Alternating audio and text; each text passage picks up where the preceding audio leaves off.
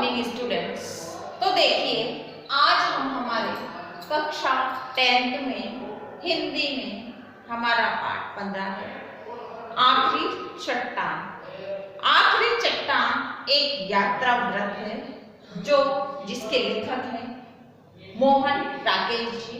उन्होंने जब वो कन्याकुमारी घूमने गए, वहां पर का जो यात्रा व्रत है उन्होंने इसके अंदर डाला। तो आज उसी का जो पाठ परिचय है उसी को हम पढ़ेंगे। ये क्या है? एक यात्रा व्रत है कि जब उन्होंने कन्याकुमारी की यात्रा की तो उस समय उन्होंने क्या क्या देखा और किस तरह उन्होंने इस स्थान पर घूमकर कितने सौंदर्य वातावरण का जो है आनंद लिया। आखिरी चट्टान जो है एक यात्रा व्रत है जो हमारे मोहन राकेश जी ने कन्याकुमारी और उसके समीपवर्ती जो सागर तट है, क्योंकि आपको पता है कन्याकुमारी हमारे दक्षिणी छोर पर आता है, तो वो बिल्कुल वहां पर सागर आ जाता है। तो उस सागर तट में जो वहां का भव्य सौंदर्य का जो अत्यंत सजीव चित्रण जो है उन्होंने इसमें किया। यानी कन्याकुमारी जब वो गए तो कन्याकुमारी के सीमावर्ती तट पर जाकर, यानी सागर के तट का जो सौंदर्य का अत्यंत सजीव और कलात्मक वर्णन उन्होंने हमारे आखिरी चट्टान पाठ के अंदर किया। लेखक जब एक बार कन्याकुमारी की यात्रा पर गए हुए थे, उसी समय का चित्रण उन्होंने किया है कि जब वो कन्याकुमारी गए तो उस यात्रा में उन्हें वहां पर अनेक सुंदर दृश्य देखने को मिले। जैसे आप जानते हो कि तटवर्तीय स्थानों पर जो वृक्ष है, नारियल के वृक्ष वगैरह हैं, वो सब देखने को मिलते हैं। तो उनकी जो सुंदरता का वर्णन उन्होंने किया है, प्राकृतिक सौंदर्य का, स्थानों का, दृश्यों का, वो बड़ा ही कलात्मक रूप से उन्होंने इसमें किया। कन्याकुमारी के दक्षिण छोर पर जो है आपको पता है कि वहां पर अरब सागर है, हिंद महासागर और बंगाल की खाड़ी के जो संगम पर एक स्वामी विवेकानंद जी की जो समाधि लगी। यानी जब दक्षिणी छोर पर हम जाते हैं तो हमारे दक्षिणी छोर पर कन्याकुमारी में जहाँ हिंद महासागर, बंगाल की खाड़ी है और अरब सागर का जो छोर है, वहां पर एक समाधि बनी हुई। उस समाधि के बारे में इसमें लेखक ने बताया है कि वो वहां पर जब विवेकानंद जी ने जो समाधि लगाई थी, उसी जगह पर जो है आखिरी चट्टान से लेखक वहां पर संध्याकालीन यानी शाम का जो समय है वहां पर गए। और वहां पर ऐसा नहीं है कि वो एक ही चट्टान है, वहां पर बहुत सारी चट्टानें हैं। तो उन्होंने वहां पर जाकर उस दृश्य को वहां से देखा। उसी आखिरी चट्टान पर जाकर जो उन्होंने दृश्य का देखा, उसी दृश्य का भी उनके बारे में भी उन्होंने हमें इसमें बताया है। वो उस दृश्य को देखते रहे और उन चट्टानों के आसपास जो अन्य कई चट्टानें, मैंने जैसा आपको बताया कि कई छोटी छोटी चट्टानें भी वहां पर थी, जिसमें एक ऊंचा स्थान है जिसको सैंड हिल बोलते हैं। क्या बोलते हैं उसको? सैंड हिल, यानी पहाड़ी सी है छोटी सी। तो उस सैंड हिल है, उस सैंड हिल पर गए वो और उस वहां पर उन्होंने सूर्योदय और सूर्यास्त का जो सुंदर दृश्य है वो बताया है कि किस प्रकार उस चट्टान पे से उन्हें जो सूर्य उदय है और सूर्योदय होता है, तो आप जानते हो कि समुद्र जैसा रहता है, क्षितिज यानी चारों तरफ लालिमा फैल जाती है। तो उन्होंने जो सनसेट और सूर्य उदय और सूर्य अस्त का जो समय और उसकी सुंदरता का बड़ा ही सुंदर चित्रण उन्होंने इसके अंदर किया है।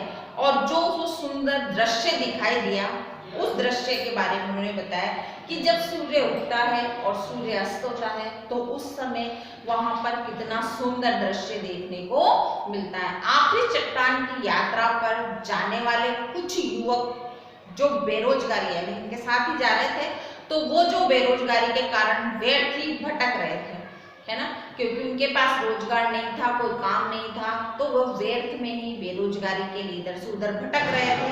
तो उसका भी उन्होंने उनके बारे में भी इसमें बताया है। कुछ मिशनरी युवतियां जो क्रिश्चियन होती हैं, उन युवतियों ने जो अपनी धार्मिक आस्था है, उस आस्था का वहाँ पर जो चिंतन कर रही थी, उस चिंतन के बारे में भी उन्होंने इसमें लिखा है कि किस प्रकार वो युवतियाँ वहाँ पर अपने ईश्वर का, अपनी धार्मिक आस्था को रखते हुए वहाँ पर चिंतन कर रही हैं।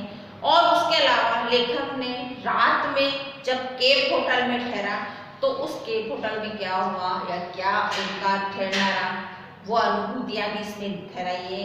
उसे वहाँ का वातावरण जो है अति आकर्षक लगा, यानी लेखक को जब होटल में ठहरे तो वहाँ का वातावरण भी उनको बहुत अच्छा लगा, उसके बारे में भी इसमें बताया है। वो वहाँ सभी स्थानों पर गए, सभी जगह पर उन्होंने भ्रमण किया, यानी तो घूमने के उससे गए तो उन्होंने सभी स्थानों का भ्रमण किया। इसीलिए इस यात्रा व्रत में उन्होंने उनके भ्रमण की जो अच्छे पल है उन्हें इसमें लिखा है। आखिरी चट्टान पर स्थित एक मंदिर है, वहां पर वो फिर वहां से दर्शन को कर वहां से लौट आए। तो ये जो सारा यात्रा व्रत है उन्होंने बड़ी सजीव और कलात्मक ढंग से हमारे इस पाठ के अंदर आखिरी चट्टान के अंदर प्रस्तुत किया है। उन्होंने हमें बताया है कि किस प्रकार वो कन्याकुमारी घूमने गए और कन्याकुमारी के सौंदर्यपूर्ण दृश्य को देखकर उनका मन आनंदित हो गया, उसी का सजीव चित्रण इसमें किया। वो आखिरी चट्टान विवेकानंद जी की जहाँ पर समाधि है वहाँ पर गए और वहाँ से उन्होंने सूर्यास्त और सूर्योदय का जो मनोरम दृश्य है वो देखा। अपनी होटल में आए जहाँ पर वो ठहरे, वहाँ का भी उन्होंने इसमें चित्रण किया है। तो वो सारी बातें उन्होंने हमें इस पाठ के माध्यम से या इस यात्रा व्रत के माध्यम से हमारे सामने प्रस्तुत की है।